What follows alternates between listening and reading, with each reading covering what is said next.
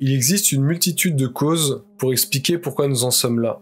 Mais attardons-nous sur un phénomène émergent du vivant, qui nous fascine autant qu'il nous inquiète, la technologie. Nous pensons tous savoir ce qu'est la technologie. Nous sommes quotidiennement entourés d'objets fabriqués par la main d'Homo sapiens, ou plus précisément par ces machines. Mais une question subsiste. Pourquoi le vivant a-t-il fait émerger ce phénomène? À quoi sert la technologie? Dans le monde animal, certaines espèces utilisent des objets de leur environnement pour effectuer des tâches que leur corps ne leur permettent pas de faire aussi efficacement. Ces objets sont en quelque sorte utilisés comme un prolongement de leur propre corps.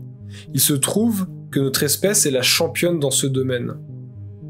En 1945, le mathématicien Alfred Lotka nomma ce phénomène l'exosomatisation. Il s'agit selon lui d'une capacité de certains organismes vivants à étendre leurs organes à l'extérieur d'eux-mêmes et par la même occasion à exporter leurs propres dépenses énergétiques. Les êtres humains du Paléolithique utilisaient des pierres taillées, des saguets, des propulseurs, des harpons, autant d'outils qui étendent les capacités de nos mains. Les peaux de bêtes que nous portions comme vêtements sont une extension de nos systèmes homéothermes qui régulent notre température, voire une extension de notre propre peau. L'usage du feu pour cuire des aliments est une extension de notre système de digestion. Le développement de ces outils nous a à la fois permis d'étendre nos capacités au-delà de notre propre corps, mais aussi de considérablement diminuer notre consommation énergétique. Imaginez la perte de temps et d'énergie à la chasse ou à la pêche si nos ancêtres n'avaient pas su développer ces outils. Nos mains ont si peu de force par rapport à certains animaux. Nous n'avons pas de griffes, ni de crocs ou de défense pour chasser ou nous protéger.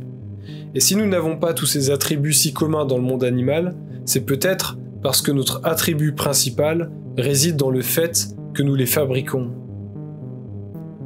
L'histoire de l'humanité est une course aux outils exosomatiques. Nos calèches, nos trains, nos voitures, nos avions, nos bateaux sont nos jambes déportées. Nos marteaux, nos tronçonneuses, nos tractopelles, nos grues sont nos mains et nos bras déportés. Nos appareils photo, nos caméras sont nos yeux déportés. L'informatique, nos outils de calcul, les intelligences artificielles sont une partie de nos cerveaux déportés. Nos écrits, nos livres, nos bloc-notes sont notre mémoire déportée. Nous avons même déporté nos relations sociales avec les réseaux prétendument sociaux. Nos GPS sont notre sens de l'orientation déporté. Nos casques sont nos oreilles déportées. Nos micros, nos cordes vocales déportées. La liste est longue. Une grande partie de nos objets techniques sont en réalité nos organes artificiels. Et plus le temps passe, plus ces artifices prennent de la place. Le problème réside dans le fait que tous ces organes nécessitent des ressources à leur fabrication. Ce que nous économisons en énergie en tant qu'espèce, nous le dépensons en ressources puisées dans notre environnement. Et cela a un coût. Un coût qui aujourd'hui ne peut plus être invisibilisé. Avant de produire ces organes externes, nous devons extraire les ressources nécessaires. Et cette extraction est en constante augmentation. Dans les 30 prochaines années, nous devrons extraire autant de minerais que tout ce qui a pu être extrait durant l'histoire de l'humanité. Et tout cela pour soutenir notre croissance. L'économie commence donc par l'extraction de matières premières, et sans cette dernière, aucune économie n'est possible. C'est la raison pour laquelle la dématérialisation de l'économie est une illusion que nous devons dénoncer.